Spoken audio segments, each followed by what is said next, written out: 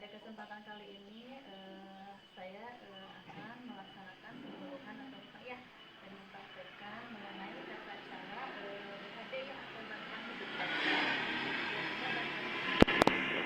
Dilakukan pada pasien yang mengalami kondisinya tidak sadar ya Pak ya. Nah, dalam khususnya ini dalam acara dalam hal terjadinya setelah terjadinya bencana itu ya.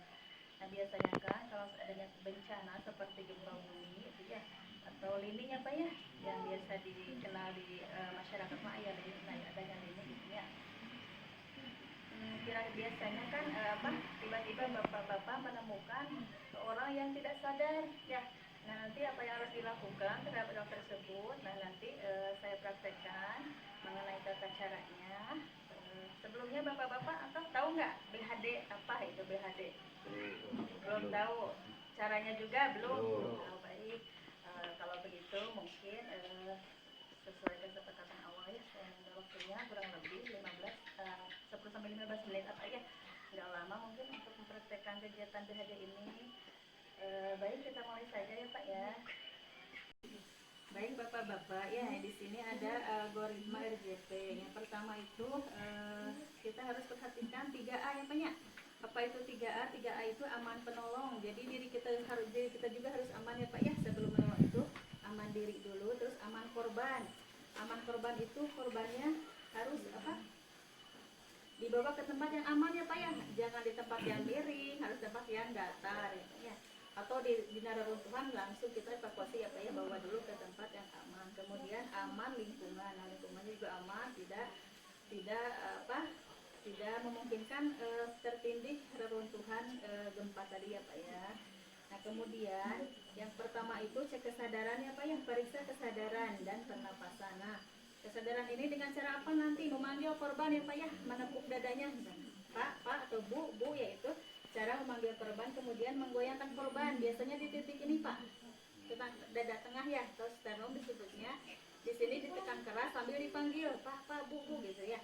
Kemudian merangsang nyeri, bisa dengan merangsang nyeri ya. Kalau memang pasien itu tidak menyaut terus ya, tidak ada respon, bisa respon nyeri ya. Respon nyeri tadi bisa dicubit atau ininya ditekan lebih dalam ya. Nah, terus kemudian Pak, cek pernapasan itu biasanya kita dekatkan telinga kita ya Pak ya ke suara napas ya kan? Dan mungkin suara napasnya mata melihat, misalkan mata kita melihat ke dadanya, adakah pergerakan dada, kemudian telinga kita mendengar suara napasnya, kemudian apakah ada suara napas yang terdengar atau tidak ya Pak ya. Nah, kemudian setelah kita cek kesadaran, misalkan pasien ditemukan tidak sadar, di sini kita segera minta bantuan dengan memanggil orang-orang lain ya Pak ya, tolong gitu ya. Atau ada juga sebagian yang menelpon ke misalkan ke puskesmas ya, orang puskesmas atau ke ambulan desa gitu ya Pak ya. Kemudian setelah itu apabila tetap tidak sadar, kita cek nadi ya. Cek nadinya itu cek nadi yang di sini Pak ya, yang di leher disebutnya cek nadi karotis ya Pak ya. Caranya itu tangan kita disimpan di jakun ya Pak ya, ditarik ke sebelah kanan. Nah, itu ini nadi besar ya Pak ya, atau nadi karotis atau nadi besar. Di sini biasanya kita bisa ngecek ya. Nah, kalau misalkan dia tidak bernapas, tidak ada napas, tidak ada nadi, nah baru kita nanti lakukan RJP ya Pak ya, resusitasi jantung paru. Nah, nanti tindakannya akan diperagakan ya Pak ya. Kemudian apabila nadinya ada teraba, nah itu berarti kita buka jalan napas pasiennya. Apabila pasien tersendat dengan cara apa Pak? Mengangkat, apabila pasien terlambang itu diangkat dagunya ke atas. Nah, supaya napasnya lancar. Nanti sambil berjalan nanti juga diperagakan. Nah, kemudian Pak, di saat melakukan RJP itu dilakukan oleh satu orang ya Pak ya. Nah, pertama itu 30 kompresi atau kompresi itu tekanan ya Pak ya. Nanti diperagakan juga kita menekan gitu ya.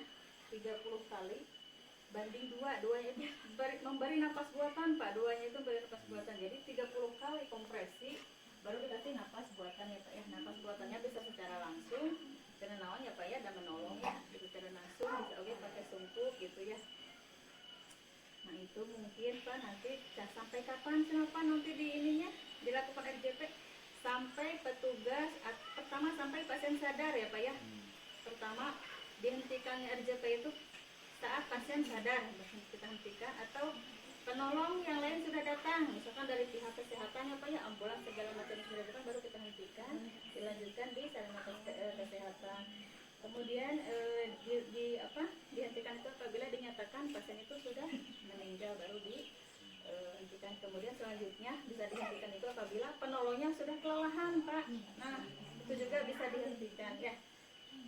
Atau keluarga korban sudah pasrah dan kondisi keluarganya itu ya pasien itu ya udah nggak usah Pak, misalkan bapak hentikan saja keluarga sudah sadar tidak usah dilakukan RJP baru nah, itu ya Pak ya. Materi untuk PHD nanti kita lanjut dengan prakteknya ya Pak ya. Sekarang kita akan memperagakan ya cara BHD atau RJP tadi ya Pak ya. Nah, pertama posisi kita dulu ya Pak ya yang benar. Nah, pertama kita lutut kita harus sejajar dengan pundak pasien ya di sini.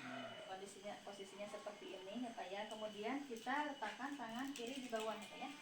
Jadi yang lebih kuat di atas. Biasanya kan lebih ke kanan kuat itu tangan kanan ya Pak ya. Nah, ini simpan di sini ya Pak ya di antara kedua puting ya Pak ya. Kedua puting ini ya Pak ya, kedua puting apa teh? Namanya teh puting susu ya Pak ya, itu payudara ya Pak ya. Nah, itu kita letakkan di sini ya Pak ya. Kemudian kita kepalkan ini Pak, posisinya itu harus lurus ya Pak ya, kitanya lurus. Kemudian tekanannya itu jangan gini, nah jangan gitu ya Pak, ini harus lurus, sikutnya harus lurus. Kita tekan sedalam mungkin ya Pak ya. Nah ini penekanan ini dilakukan 30 kali ya Pak ya. 1, 2 bisa lebih kuat ya Pak ya. Ini harus punggung juga harus lurus ya Pak ya, tidak boleh ini. Jadi penekanan yang kuat itu dari tangan ya Pak ya, dari badan kita ke atas bawah itu dari kekuatan badan. Ini ya Pak ya. Ya. Ini dilakukan 30 kali, kecepatan 100 sampai 120 kecepatan ya Pak ya. Nah ini setelah 30 kali kita berhenti, kita berikan napas buatan, bisa melalui hidung, bisa juga melalui mulut, ditiup ya Pak, dengan cara ditiup 2 kali ditiup ya.